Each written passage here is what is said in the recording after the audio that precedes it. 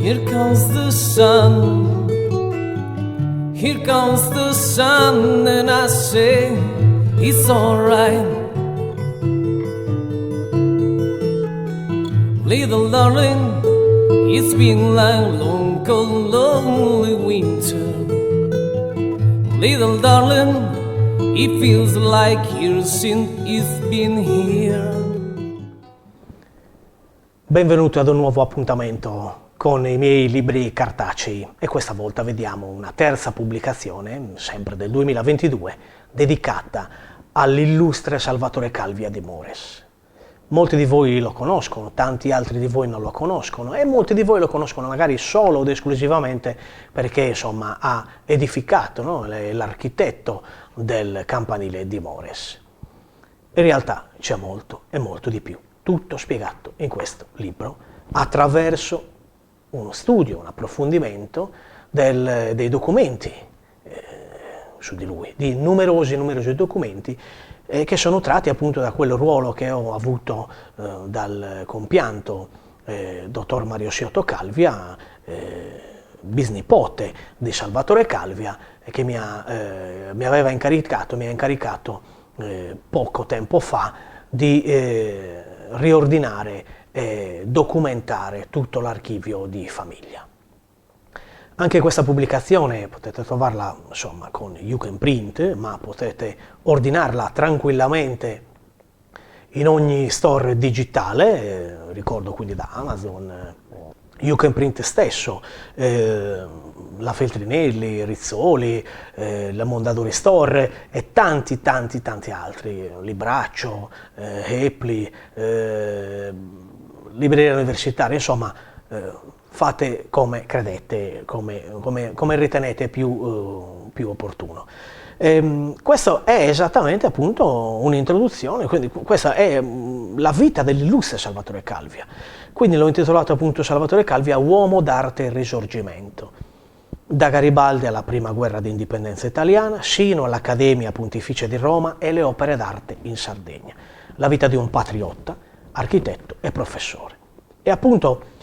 inizio a parlare della sua storia, e questa storia è legata poi ovviamente a tutte le altri appuntamenti che ho dedicato, le varie conferenze tematiche che ho dedicato a lui, appunto, e a tutti i Calvia, ma qui c'è proprio la parte determinante, finale se vogliamo, e che confuta tantissime notizie che erano arrivate sino ad oggi, ai giorni nostri, anche quelle un po' tramandate dal figlio stesso di Salvatore Calvia, uno dei figli illustri, tra cui appunto Salvatore Calvia, uno di questi figli è l'illustre Pompeo Calvia. E c'è tutta la documentazione appunto che supporta le mie rimostranze su questo, insomma. Ecco che quindi si inizia a vedere un Salvatore Calvia giovane, appunto, che da questa cittadina, bellissima cittadina di Mores, siamo nella prima metà dell'Ottocento, 1822, pian piano insomma conosce la città di Sassari, ci studia, si laurea all'Università di Sassari, c'è una laurea in avvocatura, in giurisprudenza, ma ce n'è anche una in arti liberali e prettamente in filosofia. Poi andrà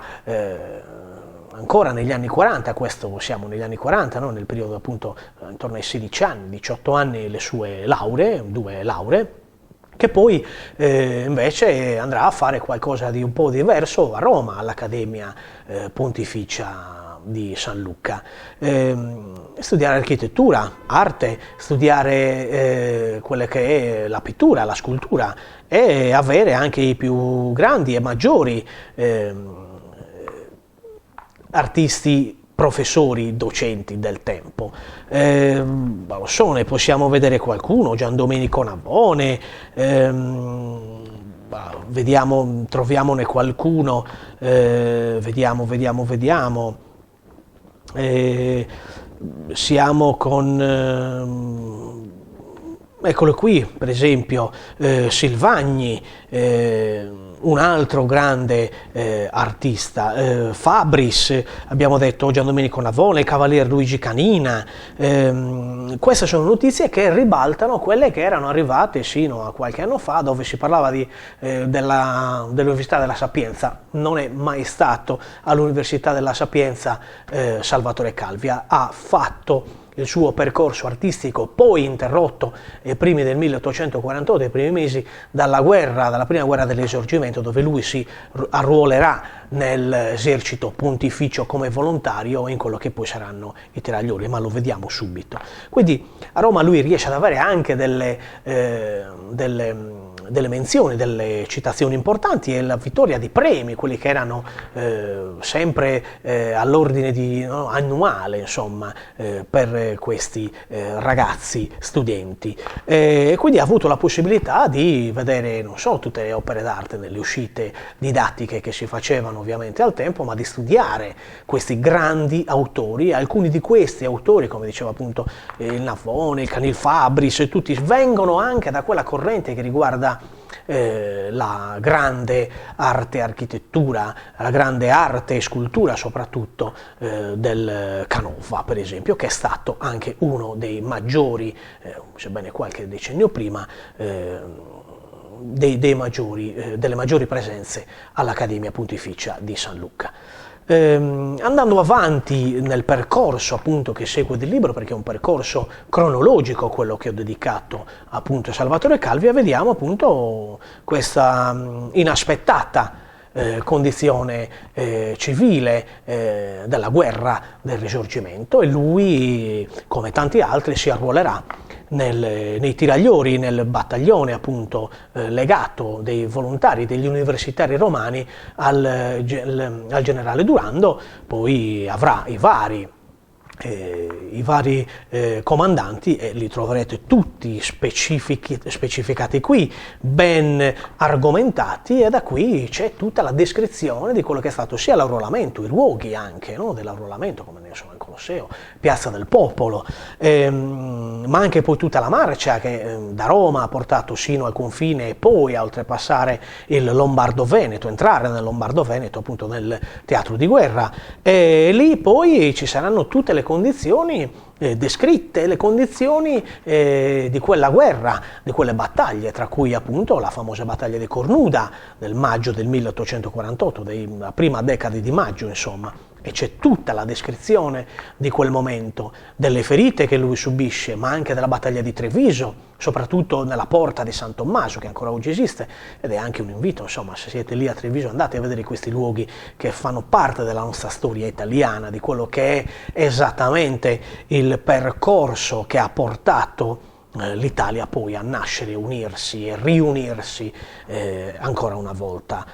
sebbene dopo migliaia di anni, insomma, da quando era unita sotto l'impero romano.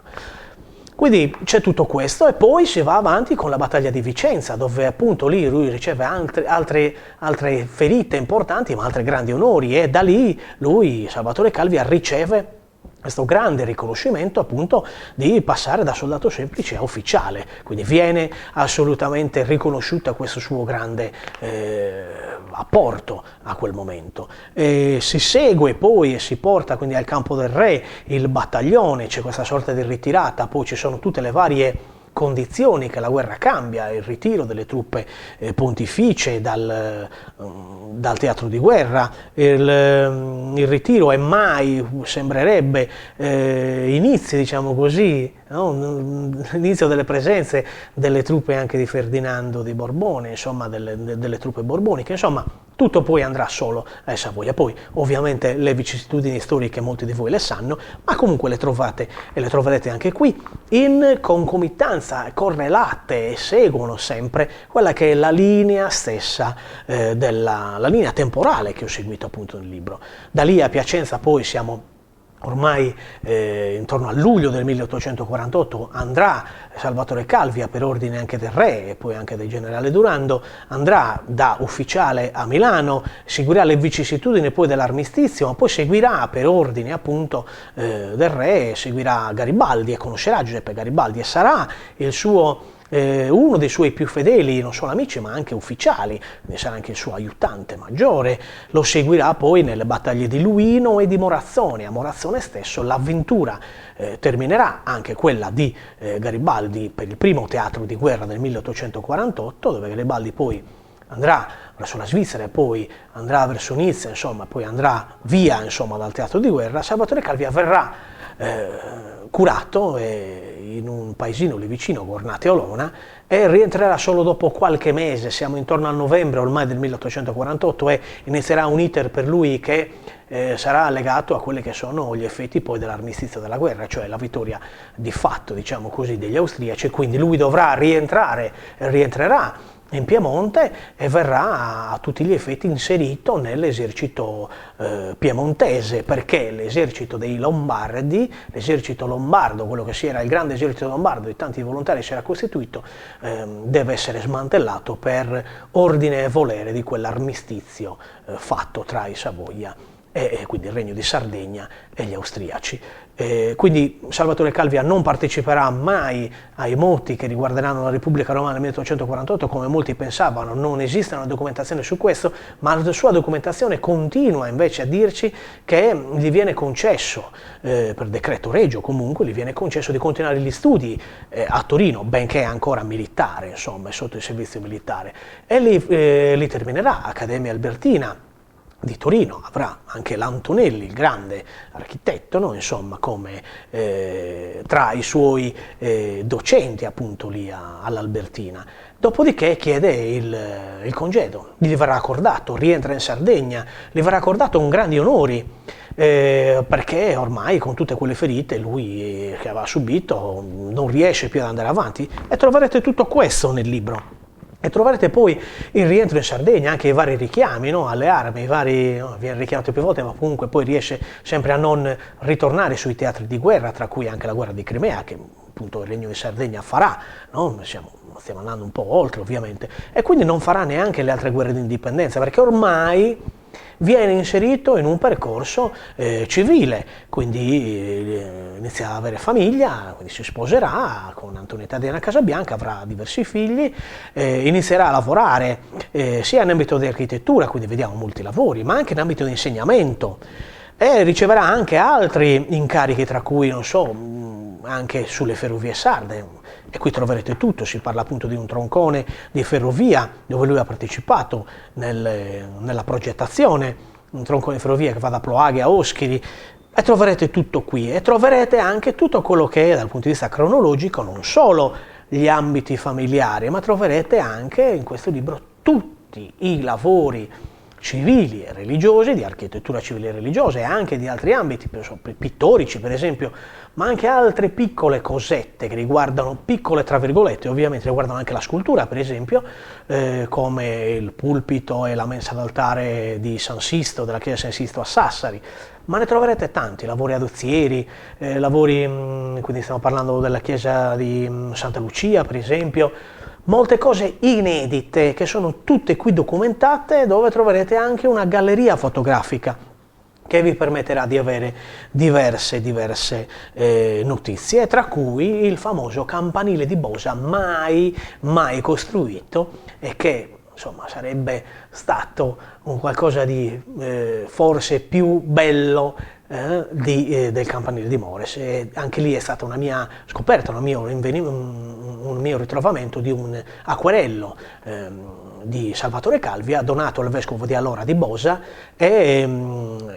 Alghero, e insomma si tratta di una grande colonna dorica dove insomma un Cristo sovrasta, simile al Cristo appunto che si vede nel campanile di Mores,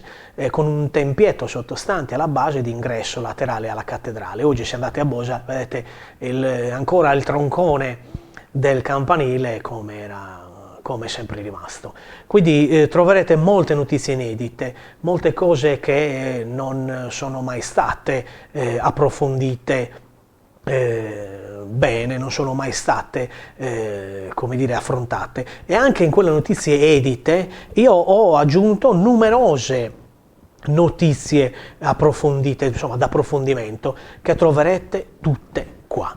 E quindi vi invito a leggerlo, e perché non è facile trovare un personaggio del genere, una persona che ha anche interessato la sua particolare predisposizione alle arti liberali, soprattutto alla filosofia, alla poesia e all'arte, indicando un grande insegnamento alla propria famiglia, tra cui alle donne, alle figlie, dove queste figlie non erano dedite all'uncinetto, ma erano delle donne veramente di grande intelletto. Si parlava il francese correntemente, si leggevano i grandi capolavori dell'epoca, si seguivano un po' tutto quello. Queste due, soprattutto poi le due figlie, tra Peppina e la compianta Caterina, che poi purtroppo morirà, la bella Caterina diciottenne,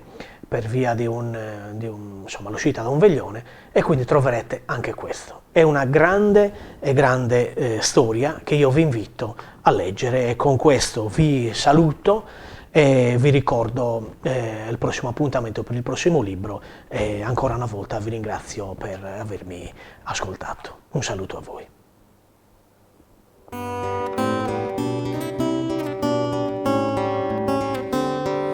Blackbird singing in the night, take this broken wing to learn to fly.